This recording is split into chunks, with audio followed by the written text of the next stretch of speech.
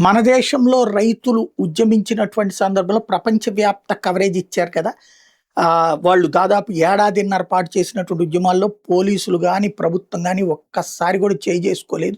వాళ్ళని దుర్భాషలాడలేదు, దూషించలేదు. ఏడాదిన్నర పాటు వాళ్ళు ఉద్యమం ఆ పైన అక్కడే భోజనాలు చేశారు, అక్కడే అంతా చేసుకొచ్చారు. చివరికి సుప్రీంకోర్టు ఆదేశాల తర్వాతన వాళ్ళంతటా వాళ్ళే వెళ్ళిపోయారు, నడిచిపోయింది. అట్లాంటిదే ఇప్పుడు యూరప్‌లో జరుగుతుంటే ఎవడు పట్టించుకోవట్లేదు.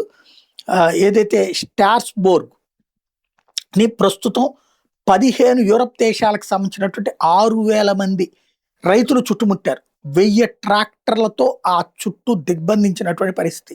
ప్రస్తుతం యూరోపియన్ పార్లమెంట్ కి సంబంధించిన దిగ్బంధం కొనసాగుతోంది. ఏదైతే బ్యూరోక్రాటిక్ టెర్రర్ పెరిగిపోయింది, రైతులకి అన్యాయం జరుగుతోంది. యూరోపియన్ కమిషన్ వచ్చేటప్పటికి మ్యార్స్ స్కోర్ తీసుకొస్తోంది. ఇది పార్లమెంట్ రెజల్యూషన్కి విరుద్ధమైనటువంటిది. డెమోక్రటిక్ విలువని పక్కన పెట్టేశారు.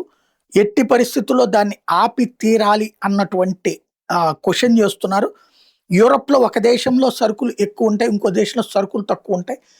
అది ఒక చోట నుంచి ఒక చోటకి అమ్ముకునేటటువంటి క్రమంలో తీసుకొస్తున్నటువంటి కొత్త చట్టాల వల్ల ఇబ్బందులు ఎదురవుతున్నాయి అన్నది రైతుల ఆవేదన.